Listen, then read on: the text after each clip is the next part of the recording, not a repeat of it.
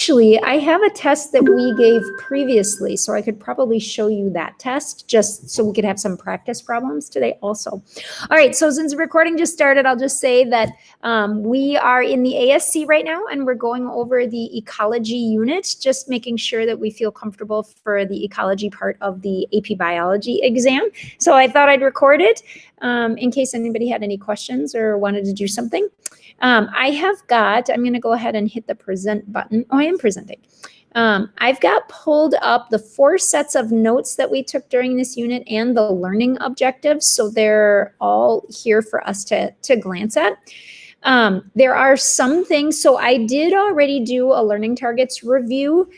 So if you haven't watched that, that's definitely something maybe to watch before this, just to go through kind of the basic stuff. I highlighted in that video, I highlighted some things that we haven't talked about that pop up in the AP learning targets that aren't necessarily things that we get to in our textbook. Our textbook for this unit is not very well aligned to the AP exam. And so there's just a few things. It's nothing terrible, but a few things. So let's just go over those really quickly, and then we can go ahead and take a look at some notes and anything else that you guys might have questions about. So the first one, learning target number 1 says, organisms respond to changes in their environment through behavioral and physiological mechanisms.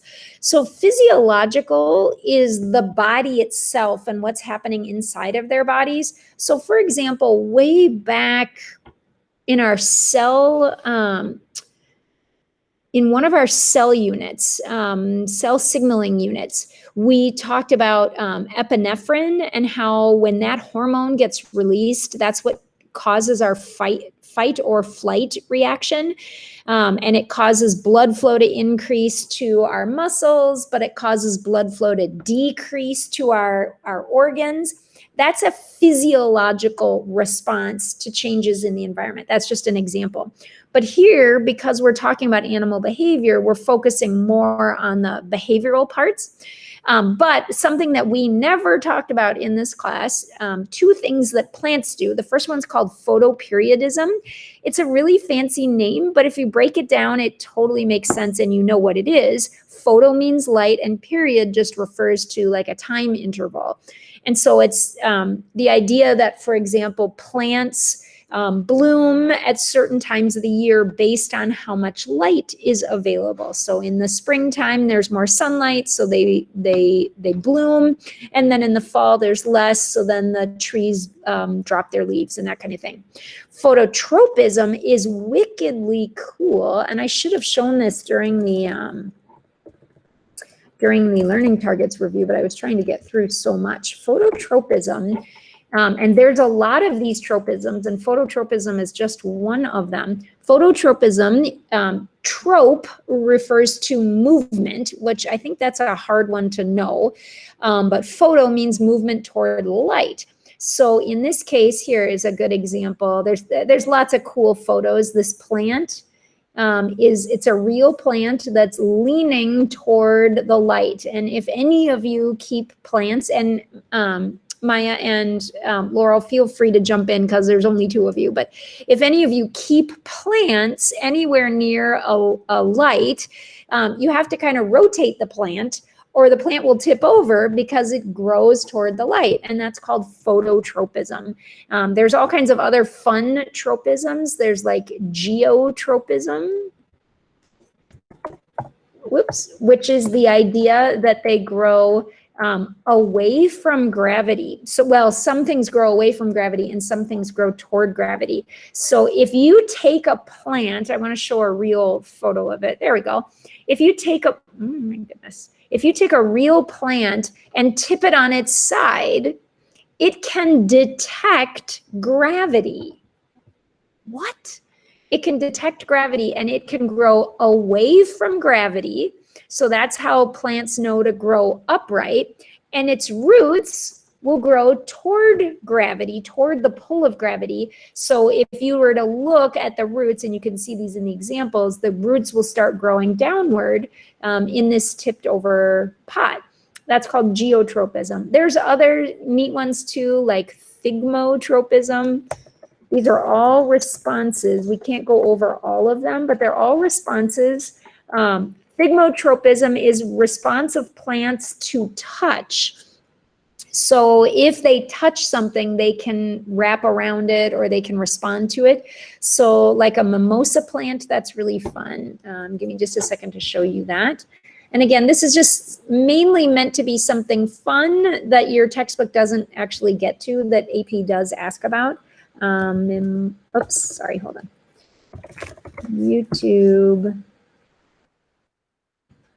mimosa plant. And this is an example of, did it work? It's called thigmotropism. I don't know if this video is any good. I haven't seen it, but just hopefully it makes sense. I hope we don't have to watch it. Grammarly can help you write quickly and confidently, so you never have to slow down at work. Stay on top of emails, documents, and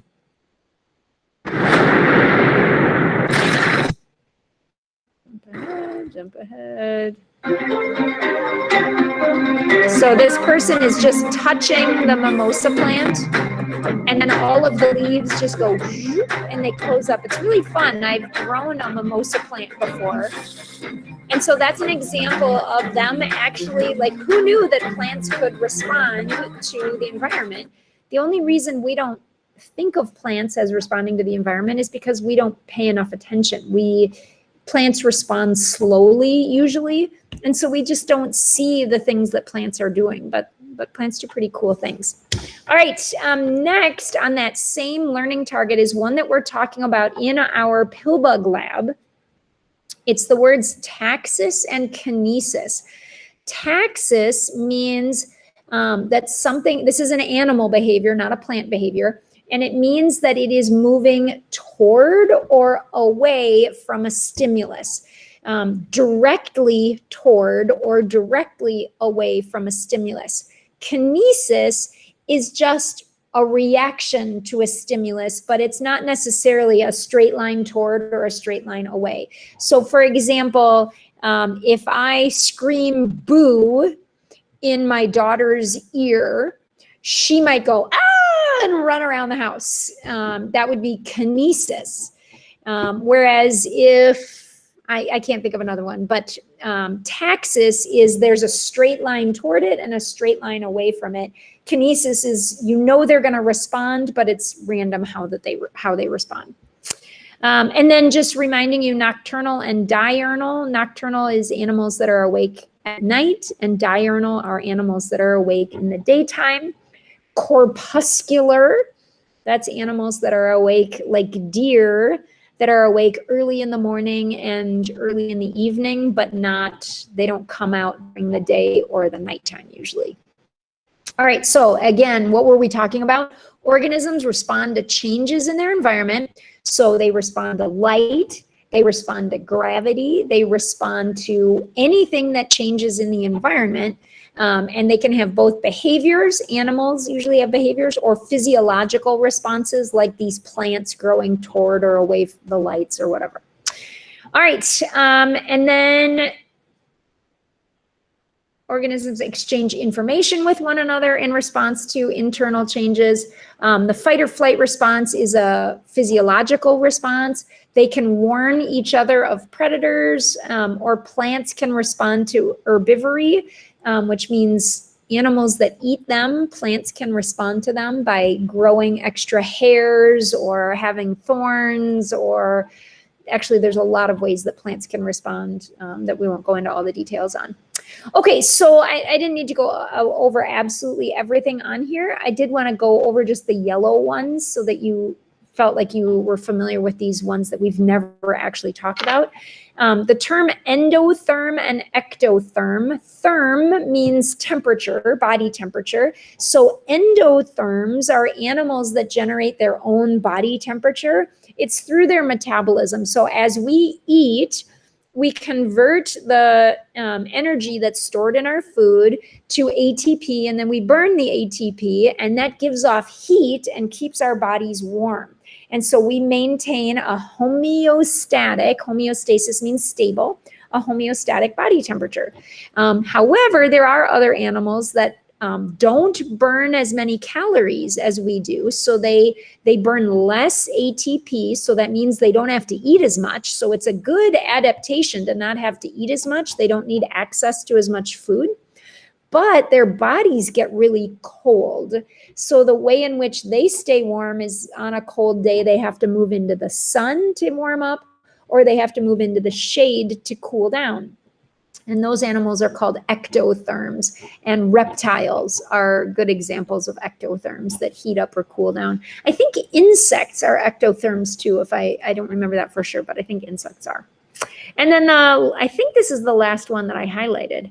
The last one that I highlighted that we've never talked about, there's a relationship between metabolic rate, so how fast their body is taking in calories and burning them, and their body mass. And it turns out that the smaller the organism, the higher their metabolic rate. So in the review video, I mentioned that chickadees, which are these tiny little black and white birds, chickadee, if you don't know what a chickadee is. Chickadees are these tiny little black and white birds, these guys, and their hearts beat about 540 times in a minute. So how many times is that a second, you guys? I mean, like, it's insane. Their hearts are going. So they have this crazy fast metabolism, which is good because that keeps them warm and allows them to survive all winter long. In a tiny little, in a cold little state like Minnesota.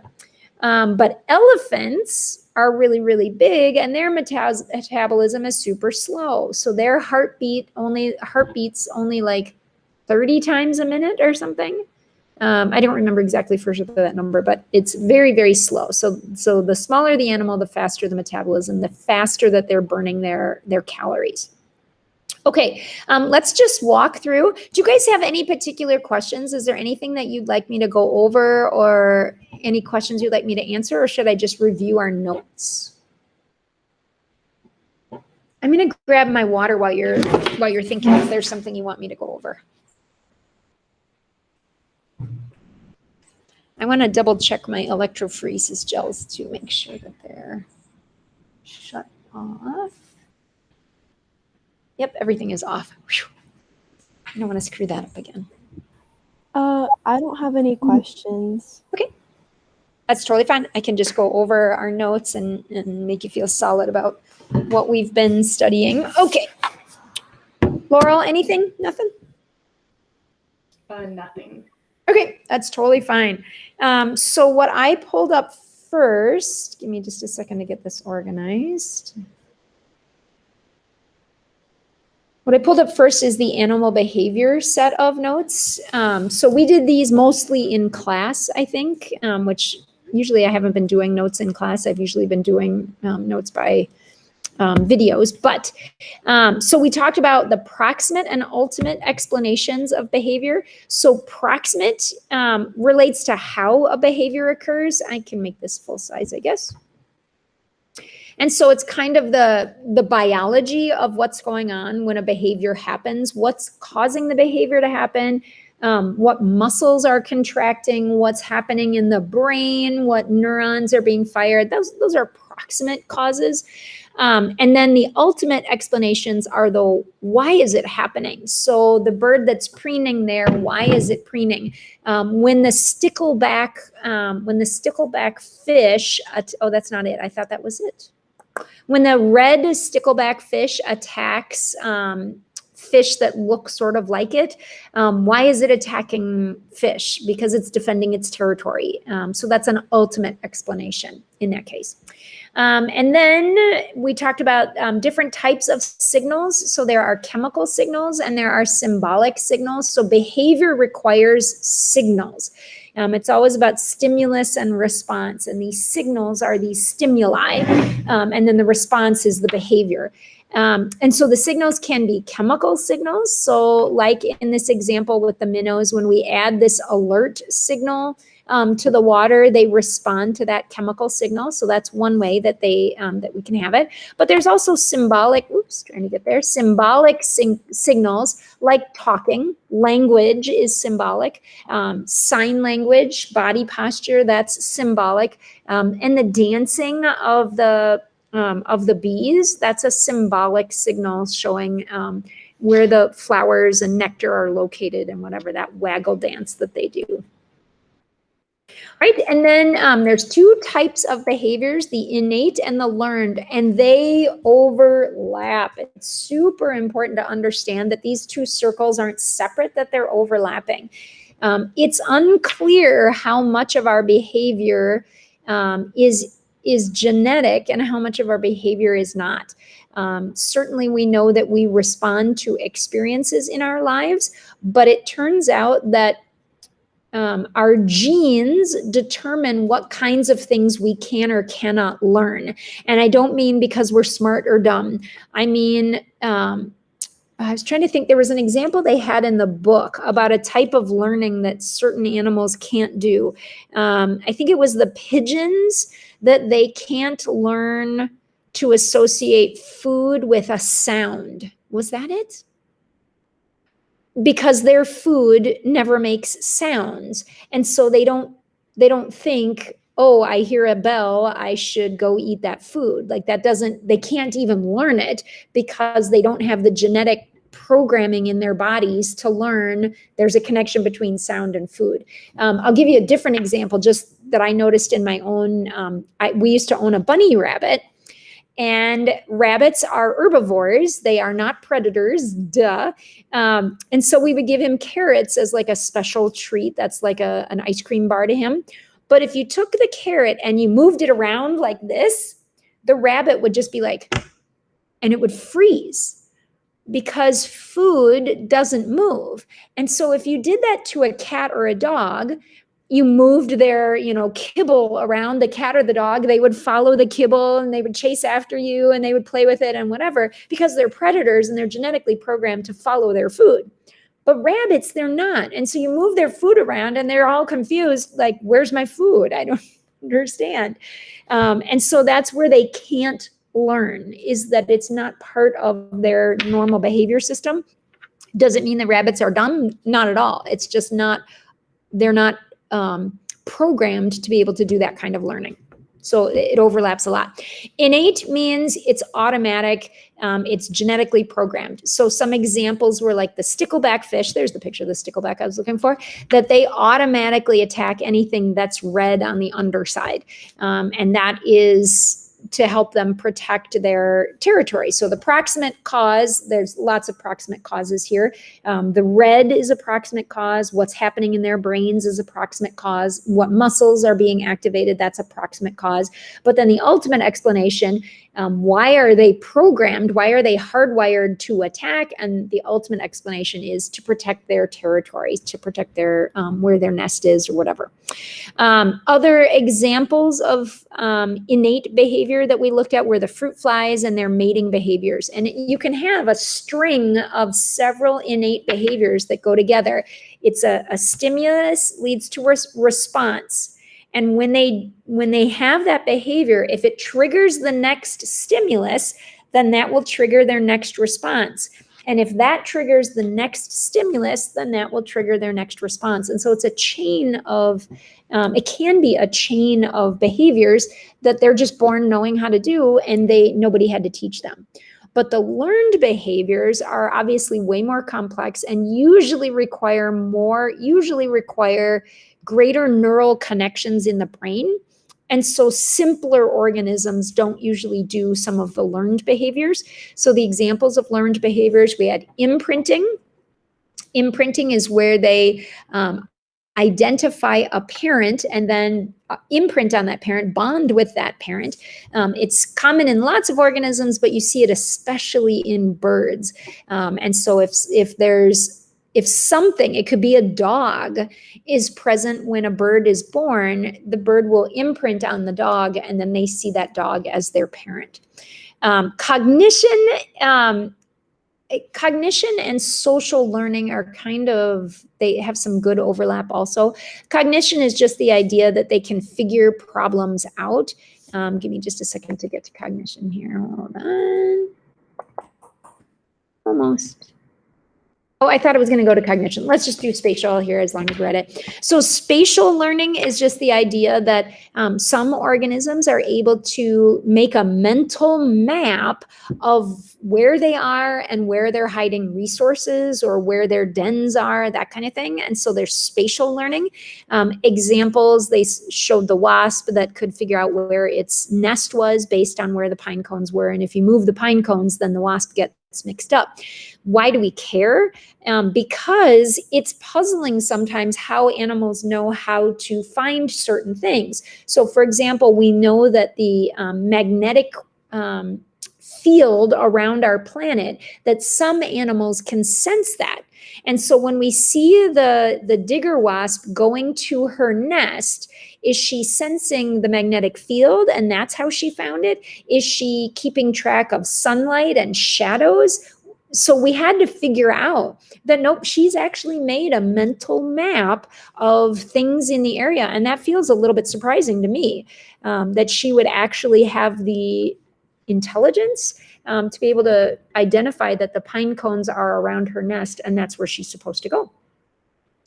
So other learning, there we go, there's the cognition. Cognition requires lots of mental processes and often requires or shows problem solving.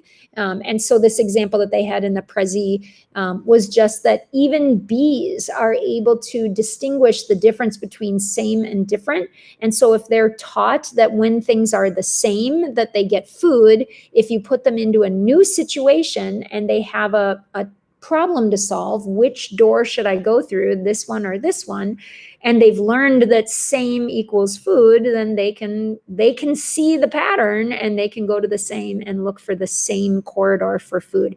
Does that make sense, you guys? Do you understand what the bees are doing here? Like, did I describe the decision chamber well enough that you understand what they're doing? I get it. Okay. Okay. So that's cognition. And then associative learning is just learning when one environmental feature, event, thing associates with another. So classic example that pretty much every textbook has is the monarch butterfly, and learning that monarch butterflies make you sick if you eat them. And so then they don't eat them. So do some monarch butterflies get eaten in this circumstance? Sure they do, but then the blue jay will not eat another butterfly after that. Horses actually have the ability, I remember learning about this when I worked on a dude ranch. Yes, I worked on a dude ranch in Colorado. I hope you all have such a fun experience someday. But that horses can learn to identify grasses is the wrong word, plants. And they can learn to identify which plants made them feel crappy last time and which plants they can eat and which plants they can't. And that's associative learning. And then the last type is social learning. And this is the idea that parents teach their offspring. You can also have like siblings or whatever teach each other. And in this example, the chimpanzee is teaching a baby how to crack a nut. But I mentioned that mother cats are the ones that teach their babies how to kill. It's innate to chase prey. So kittens will chase things that move, even if mom has never taught them that. Kittens will chase, and maybe they will accidentally kill as they're chasing, but they don't know how to give that death blow that kills efficiently. That's something that mama cat teaches to their babies. All right, and then the idea that behavior evolves, I can guarantee you is going to end up being important on the test. And that's because they want you to understand that behavior, for a behavior to have arisen, it has to have given an organism an advantage. If it gives the organism a disadvantage, then that organism won't be able to survive as well, is less likely to reproduce, won't pass on those genes. And so that gene that leads to that behavior is going to become less common in the population. Now, a mutation could cause it, or an experience could cause that behavior, but it's not going to persist if it's not a beneficial behavior for the species or for that particular individual. So let's see. So the example they gave here, genetics, just saying that its behavior has a lot to do with genetics. They have this insect. They made a hybrid between two insects, and they found that the hybrid babies produced a song that was a cross between the two parents' songs. So the parents have these genetically programmed songs that they sing, and when you cross the baby, and when you cross them, their babies have one gene from mom and one gene from dad, and mom's gene says to sing this way, dad's gene says to sing that way, so the baby sings in between the two and comes up with a different song. And that's just a way of showing that genetics, in fact, has a role in behavior. Not all behavior and not completely complex behavior, but some behavior. Behavior and the environment affects behaviors. So we saw genetics actually in this one with fruit flies. Was it fruit flies? Yeah, fruit flies. Some of them were born with a gene that makes them forage, look for food close by. And some of them were born with a gene that makes them forage for food far away. If they live in a really dense population, the ones that forage far away are at an advantage because there's more food available far away from the rest of the population. So they survive, reproduce, and pass on that gene. However, if the population is not very dense, then the ones that forage close to home, they do better because there's food for them, because there's not very many, there's not a lot of competition. And now they don't have to waste calories foraging far away, traveling a long distance to get their food. And so then they reproduce better. So it depends whether the population is dense or not dense, which of those genes gets passed on more often. And so that's how the environment can affect the behaviors of an organism. It always has to lead to fitness. So the more, if a behavior increases an animal's fitness, then that increases the chances that it will get passed on to offspring. So we talked about, in this one, we talked about different mating systems, monogamous versus polyandrous versus polygynous. So polygynous is where you have one male and a bunch of females, but polyandrous is where you have one female and a bunch of males.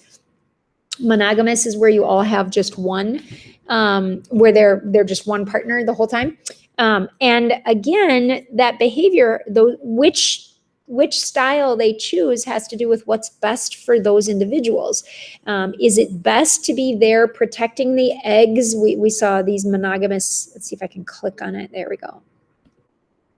So in this case, apparently it's best to have two parents bringing food back and protecting the nest and protecting the chick. Whereas in this circumstance, the males aren't needed for raising the calves. And so these females, they just need the male for their sperm so that they can reproduce, but they aren't needing the males for anything else. And then for the polyandrous species, I think the females need the males. It's again for their sperm, but to maintain genetic diversity or something. I don't remember, but there's benefits to these different types of mating systems that have arisen in these different organisms. All right, and I'll just mention sexual selection. We talked about that in our evolution unit, but just that females choosing males can sort of drive the evolution. And so oftentimes females are choosing males that are more fit, which is a funny thing because these males, they don't look like they're more fit. They have crazy eyeballs. And the male peacock, he doesn't look more fit. He's like screaming, "Hey predators, look at me. I'm weird and crazy and I don't fly very well." But if these males are able to survive with their crazy eyeballs, and if that peacock is able to survive predators with that crazy tail, then it must be pretty fit. So the females are going to mate with them. And that's an advantage to those females then. And I'll just mention this other one term that you might not remember, agonistic behavior. Lots of males participate in agonistic behavior, which is just sort of ritualized behavior, where they sort of puff up and act all tough with each other, but usually they separate unharmed or not very badly injured. Occasionally, males compete to the death, but that's not usual for most species. They usually just kind of decide who's better, and then the other one goes their merry way. All right, and I think we're pretty much done with behavior then, am I right? Oh, the only other thing I was going to mention about behavior was just altruism, and how this was very puzzling for a long time. Why would an animal ever give a warning call when there's a predator? Because if he gives a warning call, now the predator is looking at him and sees him, and theoretically the predator is going to come to him. So how does that behavior persist? Because theoretically he should get eaten, and the gene for giving warning calls should be eaten, and then it should disappear. And everybody, when they see a predator, it should be every animal for themselves, and they should hide and never give warning calls. But the reason that persists is that this guy lives in a family group, many of whom have the exact same gene that he does. They have that gene for giving a warning call. And so even if he bites the dust, the gene gets passed on because his family members survived because he gave the warning call. That sounds like a lot, but you just have to trust me that it's beneficial to help your relatives in nature. And so any genes that cause you to help your relatives, they persist in a population. All right, let's get out of behavior. Any questions about behavior? I think this is fun. Like, behavior is fun stuff. I think it's interesting stuff. Is there anything that you're stumped on or wondering about? You don't have to, you guys. I know there's just two of you, so don't worry if you don't have any questions. Oh, I don't have any questions. It's totally fine. All right, let's go jump into population dynamics. I'll have us out of here by 4 o'clock, okay? I won't make you go too long. Okay, so nobody else jumped in, did they? Like, there's nobody else in the meet right now, is there? No, there isn't. I just, in case somebody else pops in, because I am here for other classes as well, so I just need to know if somebody else needs any other help or anything. I do have one question, but it's about exponential growth with like populations. Yeah, we're going to be talking about that. Go ahead. Why do we have that? Because like, aren't there barely any instances where that happens because there's so many factors like changing that? For sure. So the only time that you would see exponential growth is early on in a population's history. I don't know if that's the right word, but when they first show up in an environment, you're going to see exponential growth if they have unlimited food. If they're not competing with anybody, their population is small, they're going to have exponential growth. But the moment that they start really reproducing and they start having to compete with each other, the moment that predators find them and start coming in, you're not going to have exponential growth anymore. So really, exponential growth is almost more theoretical than it is realistic. So theoretically, this is what would happen. And you can actually see that in humans. Give me just a second to show this. We might have a human population growth graph. There it is. That's the one I'm looking for. So if you look at this one, at this graph here, you are actually seeing exponential growth in human beings, in our human population. And that's because there was plenty of space and plenty of food for humans on our planet. But now that is changing. And so if you look at more recent data, you'll see, well, okay, so this is the steepest section of the curve. This is where they're reproducing the fastest. And then it's starting to slow down. And eventually we're going to see a curve and we're going to see us hit our carrying capacity. And so exponential growth does happen early on in an organism's population or early on in their growth, but then eventually it leads to logistic growth, which is where it evens out for the carrying capacity. The other thing that I will mention that is a big concern about human population is that if let me see if I can show, let me just think of the right word here. Overshoot carrying capacity. So here's, let's see if I can find a good example. Well, let's just do this one to start with, and then I'll show you some other examples. So here's an example of a population. It doesn't even tell us what the population is, but the carrying capacity is about 1.5 million. So that means that's how much the environment can support, is about 1.5 million of whatever this is. So the population initially starts growing, and then it grows so fast that it actually overshoots the carrying capacity. Well, when it overshoots the carrying capacity, what always happens next is that the population comes plummeting down. They ran out of food, they ran out of resources, whatever. Now this population comes tumbling back down. Now, once they're below the carrying capacity, then that means that there's some food available. There's not that many organisms, so they start reproducing again. And you see this constant fluctuation above and below the carrying capacity. However, it is possible, and I don't know if any of these is showing it super clearly, but it is possible to overshoot the carrying capacity so far that the population goes extinct. Like they cannot recover. There's not enough time for the environment to recover. And that is something that some people worry about with human population, is that if we overshoot our carrying capacity too far, theoretically, we could use up all the food. Quick example, because I don't want to waste your time, but if you put bacteria into a flask that has food in it, you put the bacteria in there, and let's put 2 bacteria in this flask, and it's got liquid food in it. So we put 2 bacteria in it. They start eating the food, and they're like, oh, this is awesome, and they start having babies. And they duplicate, they go through binary fission every 20 minutes. So we started with 2, now there's 4, now there's 8, now there's 16. And in a few hours, there's gajillions. And pretty soon they've eaten all of the food. What happens to their population?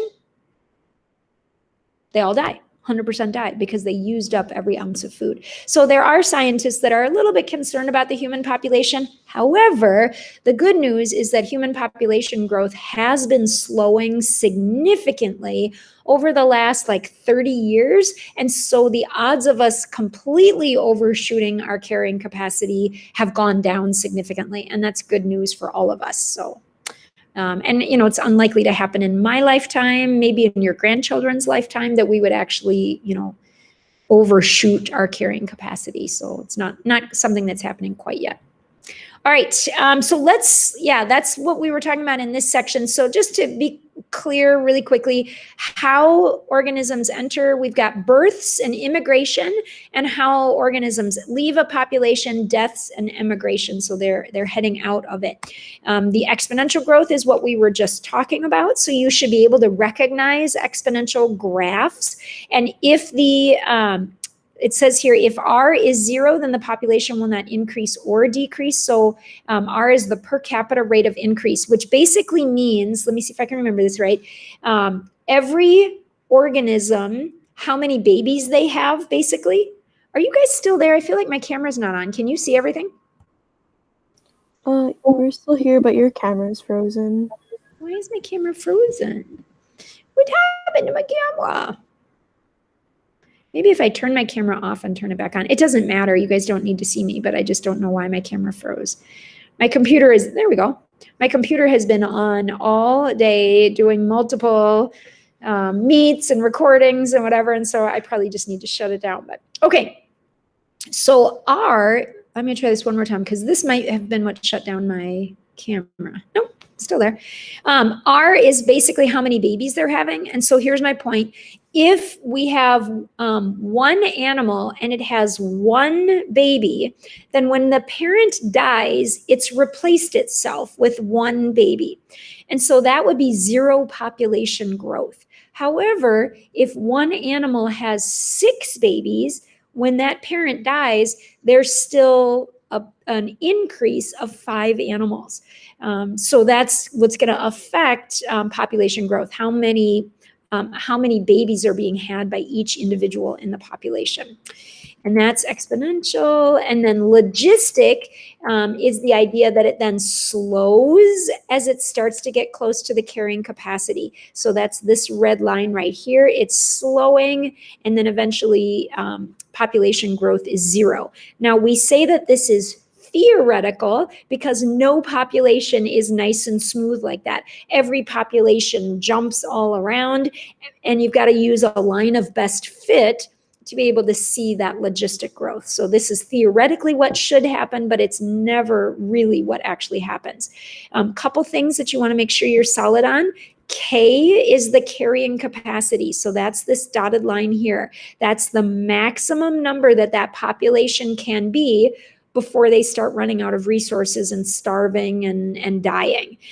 So that's the sort of the limit to the population. N is the population, so that's how big the population is. T is time. And we did, and this will for sure be on your test. Oh, I thought I had it here. I do have it here. We did a worksheet in class where we tried using some of these equations. And I will definitely give you some sample problems on your test just to make it as realistic. I never know which equations they're going to actually include on the test, but I'll make sure you have at least a little bit of practice on that. Okay, and so real animals never reflect that. I mean, they don't look exactly the same. I'm going to go on. Give me just a second. Oh, this is just human population growth. Oh, that was the graph I was looking for. So we're done with that. Is there anything else we need to look at? Nope, good enough on that. So we can get out of this set of notes and move on to, which one is this? Give me a second to get it to close up. Hello. Let me go back to the very beginning. There we go. Oh, community interactions, of course. So this is one we did in class where we looked at parasitism, commensalism, mutualism, predation, competition. Remember that you can have competition that's either within the species, so that's called intra-specific competition, or you can have competition between different species, and that's inter-specific competition. But always competition is, no animal wants to have to compete for resources. They're much better off if they have unlimited resources. So we say that competition is a minus. Predation is a plus minus. The predator is benefiting, they get food. The animal that they're eating is having a minus. They're getting killed, obviously. The other one that's similar to that is parasitism, and that's over here. Parasites, they're feeding on their hosts, so they're benefiting, they're getting food, but the host is getting hurt. The difference between predation and parasitism is that predation is usually very fast, and the animal, the prey animal always dies. Parasitism happens very gradually, and parasitism usually the host doesn't die. It's not usually killed by it. Herbivory is, we talked about a few minutes ago, herbivory is herbivores and just the responses that plants can have to herbivores, like thorns or hairs or toxins or like poison ivy. That's a response to herbivory where it makes, if an herbivore eats poison ivy, then they have this reaction around their mouths, and then they do, they're learning from their experiences, the associative learning, and so they don't eat poison ivy anymore. So that's very effective for the plants themselves. And then mutualism is where they both help each other. So that's a plus-plus relationship. And then commensalism is the one that most students have never heard of before. And commensalism is, my camera I see froze again, who cares? Commensalism is where one is benefiting and the other is unaffected. So you give them a 0. So the classic example are like egrets or other birds that sit on large mammals and eat their parasites or eat bugs that are coming, out of the way of these animals. It doesn't affect the animals, but the birds get a meal out of it, and so they are benefiting from that. All right, couple other things. So this is unfortunate, It is not in our textbook. It's not in our Prezi, but it is in our AP learning targets. There's something called the Simpson's Diversity Index. I haven't taught it. We're not going to go over it, and we're going to cross our fingers that it doesn't show up on the AP exam. What we do have in our Prezi and in our textbook is the Shannon Diversity Index, and it requires, if you click on it, it requires logarithms, and so that's not a math that everybody has had, and so I think that that's why they've stopped using the Shannon Diversity Index at this level of biology. So yeah, so it's a little bit complicated. We won't see the Simpson Diversity Index, but it technically is on your learning targets. Oops, trying to go over here. So then trophic structure, remember that trophic level refers to the level that they are on the food chain. So a trophic level, so an organism that's a producer, they're on the lowest trophic level. Their herbivores are on the next trophic level above. The predators are on the trophic level above them. Most food webs and food chains only have, like a food chain only has 3, 4, 5 animals before we just start running out of food. There's just not enough food to support them. So as we look, for example, at this food chain, primary producers are down at the bottom. The first of the consumers are called primary consumers. So those are the herbivores. And then you start getting other organisms that are like omnivores or carnivores. They come along in these different places. An omnivore would be a primary consumer if it's eating a plant, and it would be a primary or a secondary consumer if it's eating an animal. So it depends what the omnivore is eating, what part of the chain it's located on. For food webs, just the really important idea is that they are so incredibly complex, even one that's as simple as this. If you take the fish out of this food web, there are so many organisms that either eat it or that it eats that there's no way for scientists to be able to predict mathematically what's going to happen to the rest of the ecosystem. If it happens to be a keystone species, one that is super important for all the other species, and we take that keystone species away, that can cause the ecosystem to collapse.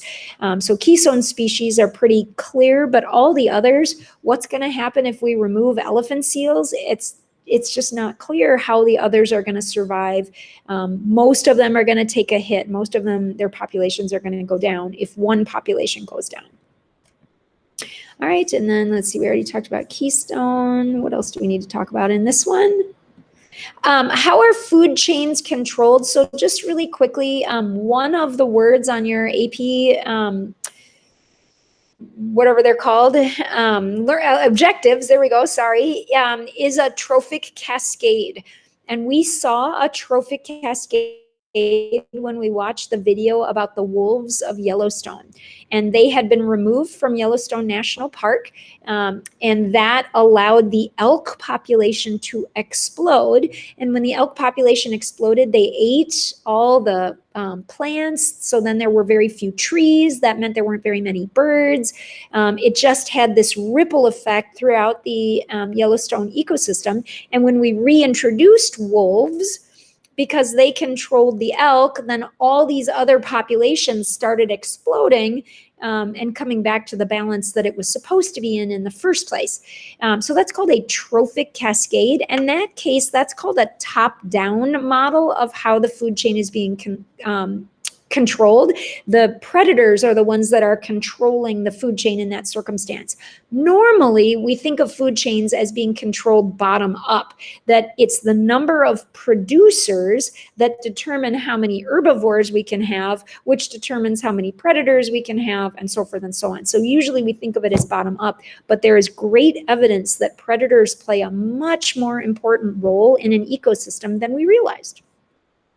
All right, we're getting near the end here. I'm trying to see if there's anything else in this set of notes that we need to look at. Just jump ahead. So just a couple things just to mention quickly, and then we'll move on to something else.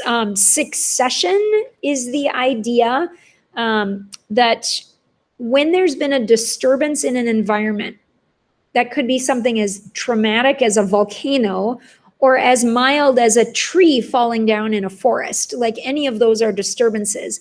But there's a pretty predictable pattern of how life is going to come back in that area.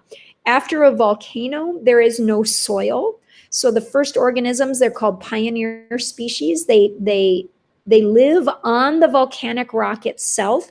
And as they live and die and live and die and live and die, they start to make the first soil. But these are teeny tiny little microscopic organisms. Sometimes they're little mosses, algae, lichens. Those are things that can live right on the volcanic rock. As they live and die over long periods of time, the soil gets deeper and deeper. And now as birds fly over, they poop seeds, and now new plants can grow that needed more soil. And if you wait very, very long periods of time, then trees can eventually grow because there's so much soil now available. That's primary succession. Secondary succession happens after something like a fire, where the soil is still present. So secondary succession happens a lot faster. There's already seeds in the soil. So once the fire has gone, the area starts to recover within 100 years. You have trees and plants and animals living back in that particular area again. All right, I'm going to skip to the last set of notes, and then we will be done, everybody, unless you have a question. And this is just about conservation biology. A few things that I want to make sure that just come up in the AP learning targets that I want to make sure you feel. For some reason that cut out on me. Come back, little thing. I don't know why it cut out. There we go. Okay, so why do we care about diversity, and why do we need to conserve diversity on this planet? I'll back up and just say there have been, in our Earth's history, there's been 5 what we call mass extinctions, where bajillions of species have vanished. The last one happened when the dinosaurs disappeared, and we believe that was due to a combination of a meteor impact, huge meteor that changed our climate, but also to volcanic activity at the same time that was going on and changing the climate. However, there is a 6th mass extinction that is happening right now. It's been going on for about 100 years, and it's a weird thing to think about it, but it has to do with humans. We don't really notice it because where we live, there's not a whole lot going on. But as you look across the whole planet, entire forests are disappearing as we burn them down or cut them down for agriculture. We have introduced invasive species, and they have led to the disappearance of about 40% of species that have gone extinct. Those are due to invasive species. So the loss of diversity on this planet is as dramatic. It's actually happening faster now than the loss of diversity that occurred when the dinosaurs went extinct. It took the dinosaurs about 1 million years to go extinct. This has been happening in 100 years. So their concern is that the planet can't rebound from change that's going on that fast. So why do we care about diversity? Lots of reasons. Genetic diversity within one species allows them to respond to changes in the environment.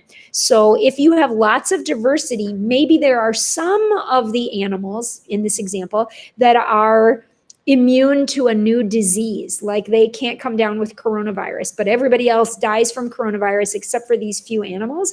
Those few animals can then reproduce and bring that population back again. Or there's a change in the climate, and some of those animals can survive warmer temperatures.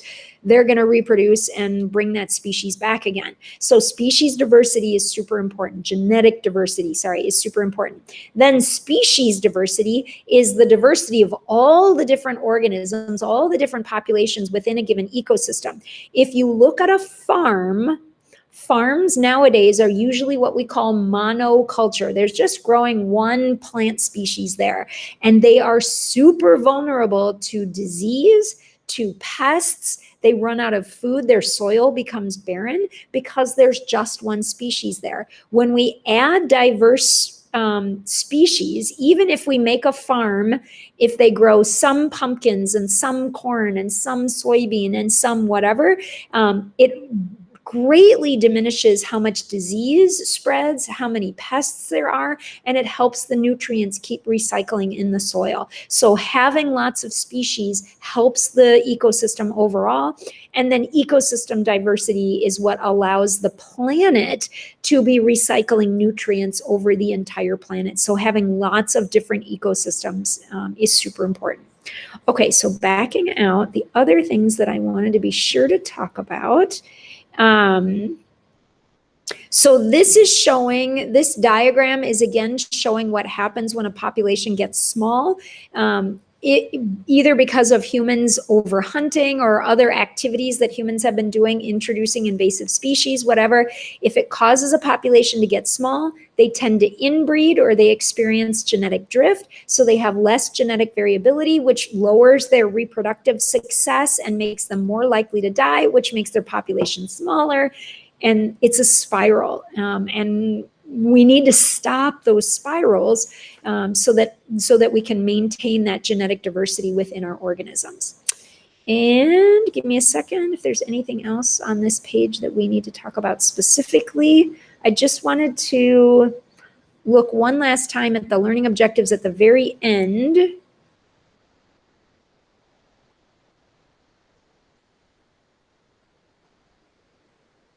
So just a couple things I'll mention. Invasive species. One invasive species that I mentioned was kudzu, that plant that grows all over the southern United States. And I mentioned that as the temperatures are warming on our planet, kudzu is moving further and further north. So that would be an example of an invasive species. When it grows, it covers everything, and then the things that it covers die. So then you just end up with a monoculture. You end up with kudzu and no other plants growing in that ecosystem. So right now we're spending billions and billions of dollars fighting kudzu. If nobody had brought kudzu over to the United States, we would have saved an awful lot of money. So the introduction of new diseases can devastate native species. Habitat change can occur because of human activity. So things that humans have done, overhunting, habitat destruction, introduction of invasive species, and habitat fragmentation, where we have like a forest and we put a highway through the middle of the forest. The animals on this side of the highway can no longer mate with the animals on this side of the highway. So we, in effect, cut their populations in half. So now they're going to experience that extinction vortex where they are inbreeding and having less and less genetic diversity because they can't get across. How do you cure that? Bridges, land bridges that allow the animals to cross over the highway, or tunnels that allow animals to go underneath. That's just an example. And then the last thing, how geological and meteorological activity leads to changes in ecosystem. So really they're talking about, primarily they're talking about volcanoes and global warming, and how that can lead to changes in the ecosystem. So with both volcanoes and global warming, they both lead to the planet getting warmer. You have melting of the polar ice caps. It damages the currents of the ocean. So the ocean currents, they don't run properly. It increases the strength of things like hurricanes and tornadoes. There are so many environmental impacts of geological and meteorological changes. So those are just some of the examples. Okay, cuties, I said I would end you at 4. Do you guys have any questions before we wrap it up? I have a question, but it's not related to our ecology thing. Okay, so I'll stop the recording and then you can ask me the question. Maya, do you have anything that has to do with ecology? No. Okay, I'm going to go ahead and stop the recording, and then you guys can let me know if you have other questions.